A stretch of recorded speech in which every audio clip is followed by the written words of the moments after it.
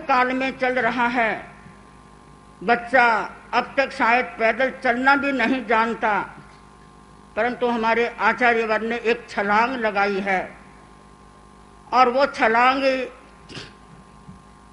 अगर मैं आपसे कहूं, 10 महीनों का शासन काल अभी आचार्यवर का लगभग हुआ है।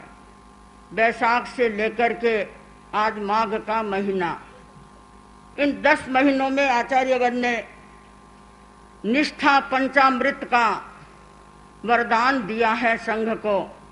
और आपने फरमाया कि आत्मनिष्ठा हर सदस्य में, आत्मनिष्ठा, संघ निष्ठा, आज्ञा निष्ठा, आचार निष्ठा और आचार्य निष्ठा, ये अगर 5 निष्ठाएं होती है तो मैंने अभी चंदनवाला जी के हाथ में एक कॉपी देखी, आचार्यवर का चित्र था, नीचे एक वाक्य था, स्वयं विकास संघ विकास।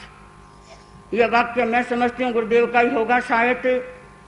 संघ के विकास के लिए हमें पहला चरण तिन्नाणंग के रूप में स्वयं विकास प्रारंभ करना है। और स्वयं विकास का मतलब आचार्य महाप्रज्ञ के शब्दों में कि हर युग में, हर शताब्दी का दर्शन बदलता है, हर युग का दर्शन बदलता है, किंतु अध्यात्म का दर्शन नहीं बदलता।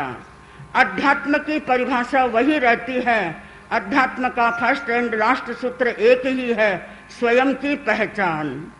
तो उस स्वयं की पहचान का माध्यम जो है वह है जैन परंपरा के अनुसार, जैन साधना पद्धति के अनुसार पंचाचार की साधना। हमारे आचार्यवर कहाँ खड़े हैं और हम कहाँ खड़े हैं।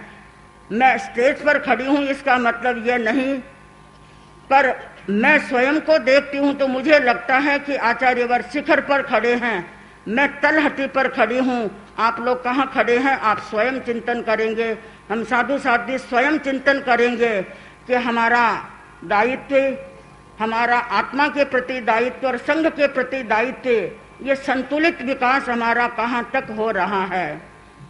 आचार्यवर ने इन 10 महीनों में पंचनिष्ठा का दर्शन हमें दिया। आचार्यवर्ग में गुरु भक्ति का रूप हमने देखा। आचार्यवर ने पहले उन कार्यक्रमों को संपादित करने का एक संकल्प घोषित किया जो आचार्य महाप्रज्ञ के द्वारा घोषित कार्यक्रम थे। तीर्थ यात्रा शब्द जैनों में हम कम सुनते थे, तेरा पंथ में तो शब्द था ही नहीं तीर्थ यात्रा का।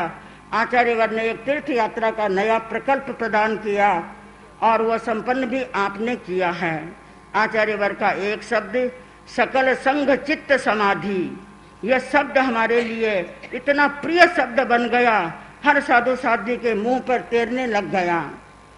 एक विशेष बात, ऐतिहासिक बात है, आचार्यवर का मिलन, अपने दीक्षा प्रदाता मुनिश्री से मिलन हुआ रतनगढ़ में। यह भी एक अद्भुत बात इन 10 महीनों की बनी। बीसी की दीक्षा जिसके लिए हम सब लोग देखते हैं, ये भी साध्वी समाज के लिए या पूरे जैन समाज के लिए एक बड़ी बात बनी है। अनुकंपा शब्द का प्रयोग आचार्य भिक्षु के साहित्य में जरूर मिलता है, किंतु आचार्यवर के मुखार बिंद से हमने ये सिंपैथी के रूप में अनुकंपा शब्द का, जैन दर्शन का और आचार्य भिक्षु के दर्शन के शब्द का व्यवहारिक प्रयोग देखा है। आचार्यवर के साहित्य का विस्तार हुआ है। कल ही कुछ पुस्तकों को देखा।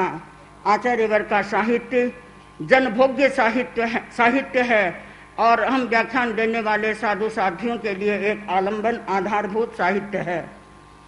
आचार्यवर की 5 शक्तियों की मैं अभिवंदना करते हुए कार्यक्रम को आगे बढ़ाऊं, क्योंकि यह कार्यक्रम 250 साध्वियों के नाम पर एक कार्यक्रम है। तो 250 साध्वियों में मैं समझती हूँ अगर एक मिनट का एक सिंघाड़े को 53 सिंघाड़ों को एक मिनट का समय मिले तब भी शायद आधे घंटे का समय, साध्वी प्रमुखा से जी ने फरमाया आधे घंटे का समय कम होता है। फिर भी बहिर्बिहारी साधु साध्वी 250 है। संतों की बातें शायद संतों को और मौका मिल सकता है, पर बहिर्बिहारी संतों और सतियों को कम मिलता है।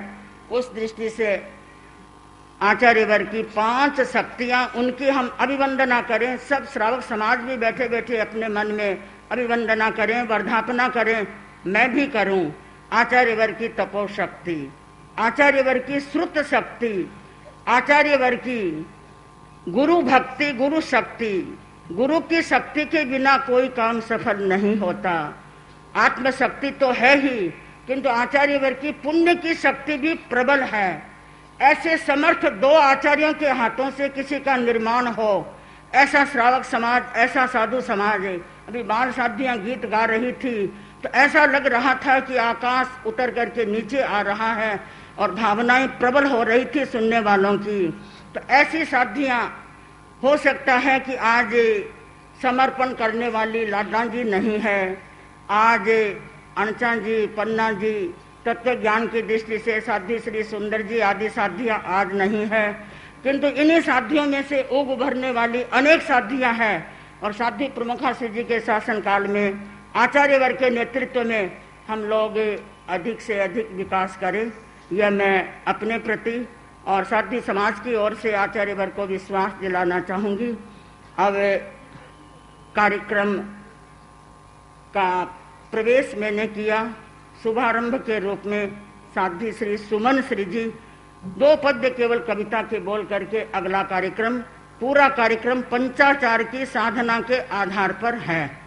और वो कार्यक्रम साध्वी श्री चंदनबाला जी, साध्वी श्री सोमलता जी और साध्वी श्री संघ प्रभा जी तीनों के संयोजन के साथ वो कार्यक्रम जल्दी से जल्दी संपन्न होगा। आप लोग भी